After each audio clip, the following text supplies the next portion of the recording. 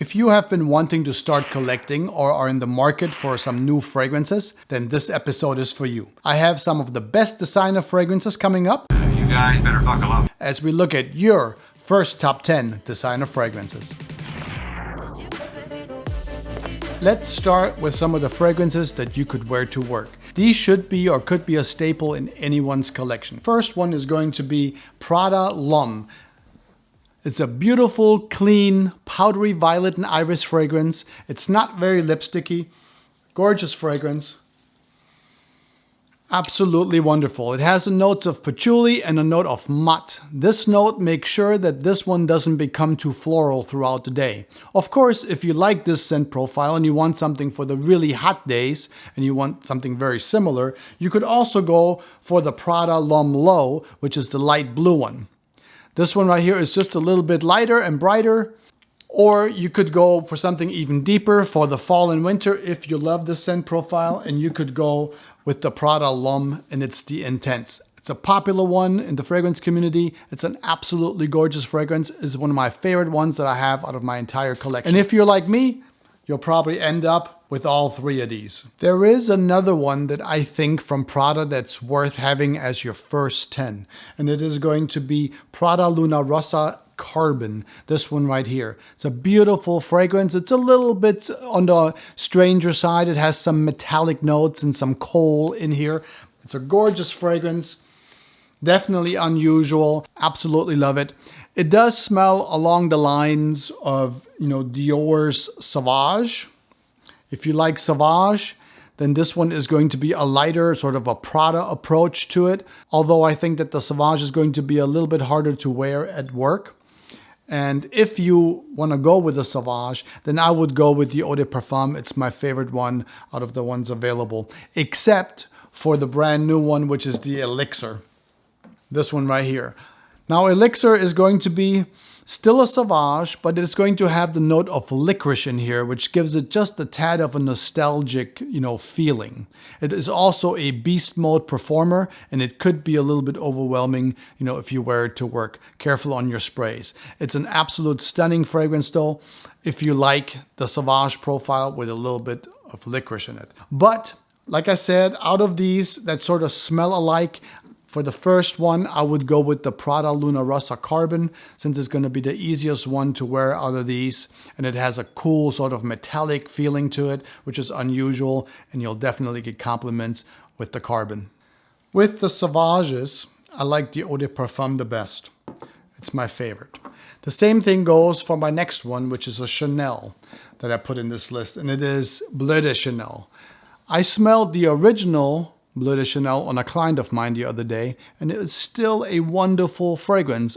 On my client, it kind of almost smelled a little bit on the green side. It was really wonderful. Now, perhaps, Bleu de Chanel is overdone. It's been worn too much. Now, there are 3 iterations of it. You have the Eau de Toilette, the Eau de Parfum, and you have the Parfum.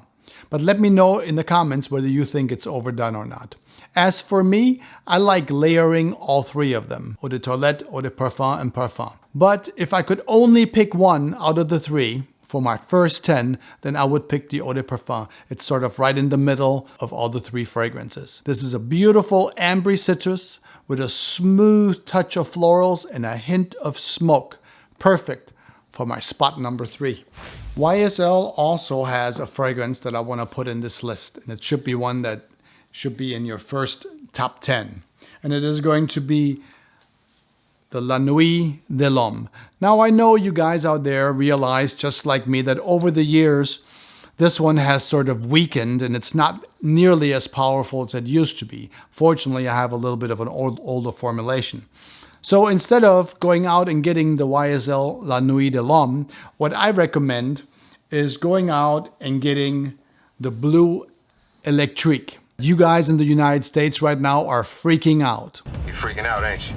Because I know this one appeared and disappeared even faster than it appeared.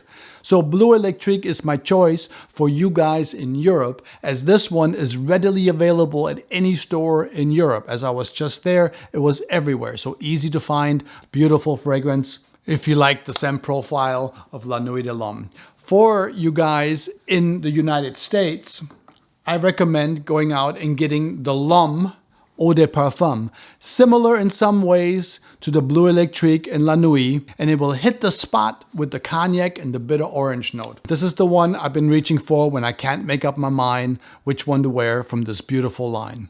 Both the Bleu Electrique and the L'Homme Eau de Parfum have enough of a ghost profile of the original La Nuit in the background to ensure plenty of compliments.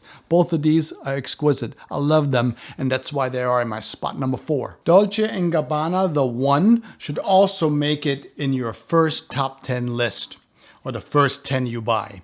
At this point, there are a number of flankers to this one available. Each one is slightly different, with the original one profile sort of in the background. In the case of the One Mysterious Night, however, it is a little bit of a greater difference due to the rose and the oud notes. So be a little bit careful with that one. They're pretty good notes. Pretty good ones, maybe, if you like them. All of these are really, really good. But if you can't decide, just stick with the Eau de Parfum. It's a sure bet. If you want something a little bit more spicy but equally as sweet, you could go with the Spice Bomb line by Victor and Rolf. It's a really good pickup for your first 10. I would go with Spice Bomb Extreme. It is really hard, to beat the beautiful sort of sweet vanilla cinnamon combination surrounded by tobacco and booze. Now, a good alternative, if you like this, but it's a little bit too much, then you could go with a more sophisticated formula of this, and it's a very similar scent profile. You could go with Bulgari's Man in Black. Just like the Spice Bomb, it has booze, it has some tobacco, the notes are very similar. However, Man in Black isn't quite as sweet. Instead, it's going to be a touch woodier with a hue of iris. Such a wonderful fragrance. It's a little bit more of a gentlemanly approach. Both of these, Spice Bomb or Man in Black, are a great first choice for your first 10 designer fragrances. I do have one more fragrance I want to mention that is also sort of warm and absolutely gorgeous and can be in your first choice of your first 10 fragrances. It's a fragrance from Dior, and it is Fahrenheit Le Parfum. Absolutely stunning. Le Parfum also has sort of a vanilla, boozy rum touch, although this one is going to be a little bit more combined with sort of suede leather and a nostalgic licorice note. All of that is sort of underneath a violet note. So the violet's on top, the licorice and the boozy, sort of vanilla rum is underneath. It's got a little brightness at the very top. Really, really great fragrance. It's a great fall and winter fragrance. And with this one, you might just find yourself walking up to it all year long and just getting a smell. It is really, really that good. It's a perfect one for your first top 10 designer choices for fall and winter. Great one. I have 2 more Diors I want to show you. Now, Dior is just a wonderful house. It's absolutely stunning, especially if you want to go, in the designer realm. It's a great place to start. I want to show you the Eau Sauvage and the 2020 Dior Homme. Eau Sauvage is a stellar barbershop fragrance that has stood the test of time if you want a barbershop fragrance. This one was originally created in 1966, and many, many people still wear this beauty today with pride and in style. It's such a good fragrance. Eau Sauvage is an amazing barbershop fragrance for you to start with in your fragrance journey for your first 10. Now, you could darken this one right here just a little bit if you get the Parfum version right here, which adds the note of myrrh. And you could also go even deeper than that if you want it not quite as fresh and bright as the original Eau Sauvage. You could go with the Extreme, which adds some LME resin to it. Now, this one is not as easy to find and it's not quite as popular, so you might want to sample this one first before buying. But these right here, both of them are stunning fragrances, classic barbershop fragrances, perfect to make it into the first 10 list. The other Dior is the 2020 Dior Homme. It also sports the note of LME, just like this one right here. However, this is a modern Homme, and it is combined with the note of ISOE Super. It's a molecule that's not found in nature. It's combined with the note of vetiver. All that's sort of surrounded by musk. It's a really wonderful fragrance. This 2020 Dior Homme is a quite unique and sort of peppery fragrance. with a bergamot top. Really, really wonderful. Personally though, for my taste, I prefer the Dior Sport version. It has some added aldehydes, gives it sort of a brighter and fresher and a lighter feeling. This one is perfect for the entire year. I would wear this one early spring all the way through summer into early fall, and then I might go a little bit deeper for the colder days. Both of these smell very similar. It's a perfect choice if you want something from Dior in your first 10. Now, many of you are probably wondering, why didn't I pick the original Dior Homme and the Dior Homme Intense? They are fantastic fragrances, and you would be absolutely right. They are really, really great, and they should or could be in a top 10 list of your first top 10, no doubt. However, I decided to go with Narciso Rodriguez for him Bleu Noir Parfum instead.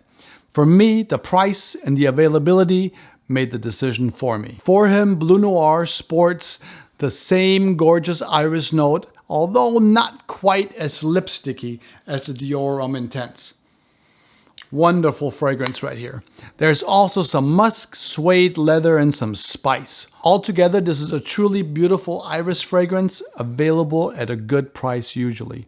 Of course, if you can find Dior Homme Intense or even the Parfum version for a good price, then you can substitute them for this Bleu Noir Parfum, as they are Also beautiful.